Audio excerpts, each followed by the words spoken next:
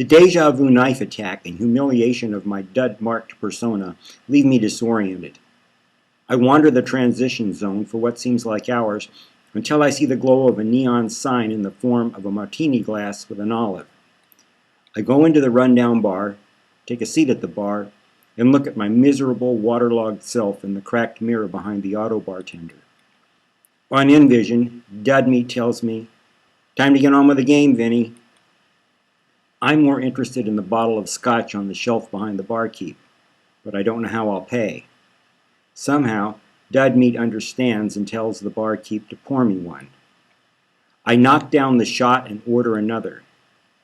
Dudmeat says, "Okay, showtime, Vinny." I tell him, I'm not ready, and I tap the counter for one more. I don't want to do this anymore. Dudmeat says, "Attitude, Vinny." I toss back the scotch and flip my InVision to the game channel. Continue, stalking justice, accused, Dr. Bull, level 6, prosecution, location, courtroom. A game helper recaps the case. Having advanced to the prosecution phase, the game designer and consumer Vinny Vanilla, acting as both judge and jury, will hear the charges against the defendant. As for the prosecution, it's rumored District Attorney Hammerman himself will prosecute this landmark case against the accused evilist while simultaneously running for president. This is sure to make for riveting viewing. The jury of 12 virtual me's file into the jury box. All rise. An image of me in a black robe takes the seat behind the high bench. The defendant will rise. Still wearing his mask and pressed vacation shirt, Dr. Bull stands before me. "Your Honor, the defendant is without counsel." The bullman says, "I can defend myself." "And where is Prosecutor Hammerman?" I ask, just as he breezes through the double doors, checking his Rolex as though he has more important things on his mind. Back in the bar, the real me orders another scotch as I follow the proceedings on InVision. In court, Judge Vinny asks the auto clerk to state the charge. "Mayhem, Your Honor." "What kind of mayhem?" "Mayhem in general." Hammerman addresses the jury and checks his watch again. "This case is simple. The defendant traffics in mayhem. That's all there is to it." Judge Vinny asks the defendant, "How do you plead?" "Not guilty. I don't promote mayhem. In fact, I don't promote anything." To the jury, Hammerman says, "And just what kind of guy is this so-called Dr. Bull?" I call the defendant to the stand. Hammerman asks the bullman, "Do you always wear a black mask?" "Recently, yes. Why?" "Why not?" "Isn't it true you wear the mask as a disguise?" The defendant points to his signature Hawaiian shirt. "Disguised while I'm wearing this?" "You wear that mask to strike terror in the hearts of those who see you." "No, that's not true." "Then why a mask?" "Just to see what happens." "I'm a talk show guy, for crying out loud. Dr. Bull, pure bull, and no bull about it. Is that against the law?" Roll Exhibit 1. We see video of a man lying on the ground with his eyes gouged out. The bull man crouches before him and gets up and walks away. We see another video of a man in a hospital bed. His eyes and face are covered with bandages. Hammerman holds up a picture of a man wearing a mask and asks the man in the bed, "Is this him?" The man in the bed screams. Dr. Bull says, "I object." Since I'm new to this job of judging, I say, "Okay, object." Prosecutor Hammerman continues. Next exhibit. And we see a woman hanging by her hair. Dr. Bull turns his back on her and walks away. Hammerman checks the time again and asks the jury, "Now, what kind of a person would leave a lady hanging like that? I ask you." Next exhibit. We see standard news fare of blasted buildings and the smoking tail of an airliner poking out of the ground. Back in the bar, I order another drink as the DA shows more evidence.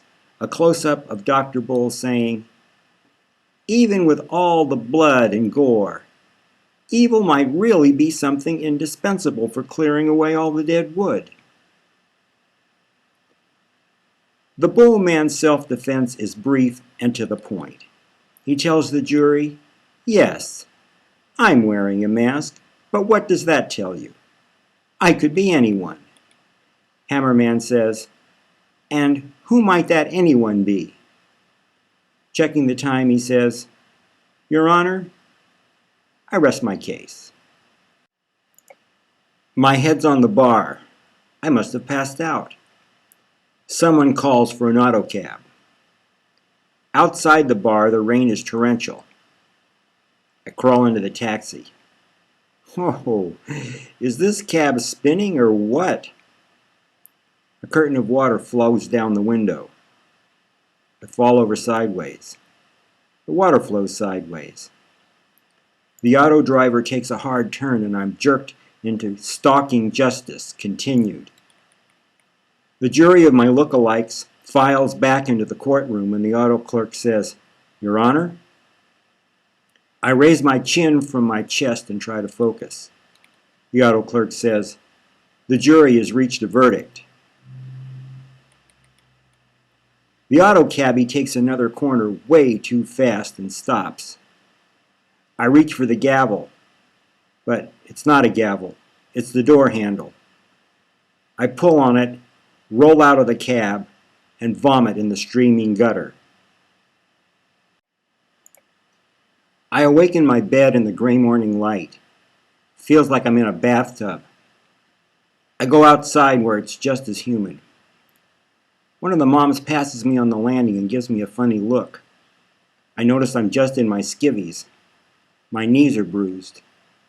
What did I do last night? I remember it was raining and I was playing a video game. I look through the window into Mom's room. It seems empty. The door is open and I look inside.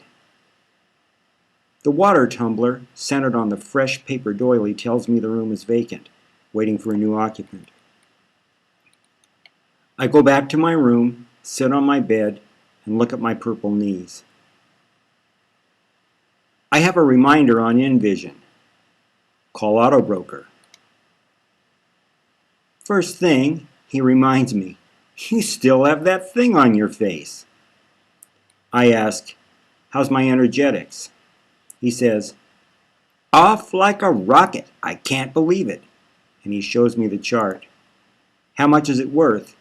"Well, as of a couple minutes ago, it's pushing $2 billion. I need the $37,000 today to settle a loan, but there's a problem with a lien." Auto Broker says, "I'll check that." I can't believe I have $2 billion. Yeah, now it's more than $2 billion. Maybe I should sell it all. No, make that $2.1 billion. You mean it's gone up 100 million in 10 seconds? Methane is king. I call new accounts. "It's good to hear from you, Mr. Vanilla. Look, about that little loan that's coming due today, what time is it due?" "Any time before 5. Just come by the office." "By the way, do you know you still have that thing on your face?" I click her off and call Auto Broker. "And the lien?" And they said, "Don't worry about the lien. A real gold guy with $2 billion?" They said, "Not a problem. So, do you want to sell $37,000 now? Is the price still going up?" "Going up even faster now." "Okay, if I hold the 37 just a little longer, it will go up right along with the rest of it. Hey, look, I'll get back to you." I dress while watching News Now. A news thing says, Hooded duds hold hundreds of helpers hostage. Each gun-toting dud bears a white dud mark across the face of his ski mask. A spokesman for the duds says, "We want the vote, and we'll do whatever it takes to get it." The news thing says, "This insurrection on Envision has consumers worried, and not just for the lives of their helpers. People are worried about themselves." A woman asks, "Who's going to help me if they kill all my helpers?" A man says, "Voting used to be a privilege, but if any old dud can vote, where's the privilege in that?" The news thing says, "And of course, there's the biggest unknown. If duds get the vote, who will they vote for?" A political ad comes on and Hammerman says, "In this time of national crisis, no matter who you are, vote for me." I get to the crack-in-the-wall entrance to the flea market that I've always used and find it's covered with a steel plate. Panicked, I ask Dudmeat, "What have they done with Invisibank?" He tells me, "Everything's moved to the Megaplex." But Invisibank, it was supposed to be invisible. Wasn't that the whole idea? Times are changing, Vinny. My ride in the auto cab seems to be taking forever. I call ICE. She's dispensing drugs to a line of people with gray skin in a hospital hallway. I tell her, "I need to know, are you with someone?" "What if I am?" she says, putting a pill on a child's tongue. "Well, I want to know, that's all." "Do you?" "And I want you to know." "What do you want me to know, Vinny?" "Well, it's just that I feel. Look, telling you this isn't easy for me." "Telling me what?" "Telling you that I hurt. That's all. I hurt." "Why?" "Because of you." "And what are you going to do about it?" "I'm catching a suborbital to Porto Novo, just as soon as I finish up some business." "Can I count on that?" "I'm hoping," I tell her, as she clicks me off. Traffic is finally starting to move as I get a News Now update. A news thing says, "It looks like high tide is here to stay. Meteorological studies have confirmed that rain really does melt ice. And as the Greenland ice sheet slides into the North Atlantic, it's no longer a mystery why these high tides just keep getting higher." We're asking this honeymoon couple at the Tides Hotel on Miami's fabulous Ocean Drive, what do they think of all this water? The bride says, "It's incredible. But let me tell you, the auto staff here, I can't believe how well they're adapting to the rising water." The news thing says, "It looks like the surf is breaking right into the lobby." Yes, and now the beachside pool is as big as the whole ocean and warm as a bathtub. They moved the Surfside restaurant up to the second floor, and the view from up there is even more fabulous.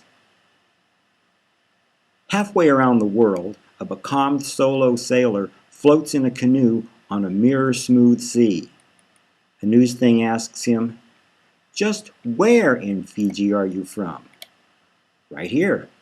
"Oh, I mean, from which island?" "The one that's right below me," he says, pointing into the water. This is followed by an ad for an Arctic cruise on an iceberg-littered sea. An ad helper says, "Be among the first vacationers to circumnavigate the Northwest Passage on the maiden voyage of the Polar Princess. Cruise in luxury on the uncharted Arctic waters. For millennia, the ice-bound kingdom of narwhals and polar bears. Just a few lower class cabins are still available, so act quickly. Say, Polar Princess. A disclaimer is appended. Avoidance of exposure to ultraviolet radiation is recommended. Repeated application of sunblock SPF 6000 or higher while cruising north of the 16th parallel is a must. Princess Cruises is not responsible for UV damage to skin and accepts no responsibility for any occurrence of cancer, warts, burning, cracking, peeling, or any kind of dermal destruction. I get a debate trail update. The auto moderator asks President Stickman, "What about slippage of the Greenland ice sheet into the North Atlantic? They're calling this the beginning of the second Noah's flood." Stickman says, "All this hand-wringing about a few high tides is ridiculous. Tides go up and tides go down. There have always been high tides, and there always will be." Candidate Hammerman is shown wading in the boiling surf in hip waders. The moderator informs us, "When we caught up with him down here in Corpus Christi, all he could tell us was, 'I came down here looking for votes, but all I can find is fish.'" A news thing interrupts with a News Now update. We watch the virtual execution of hundreds of helpers by gun-wielding duds wearing ski masks. The bloodbath has all the reality of the best video games. A few cowering helpers seek cover under the bodies of their fallen brothers and sisters to no avail. It's a massacre. A news thing asks President Stickman, "What about this virtual annihilation of helpers? The duds are saying you could stop this simply by giving them the vote." The president's face hardens. "I will never be intimidated by upstarts and mayhem." District Attorney Hammerman, do you have anything to say about this? "Vote for me! Vote for me!"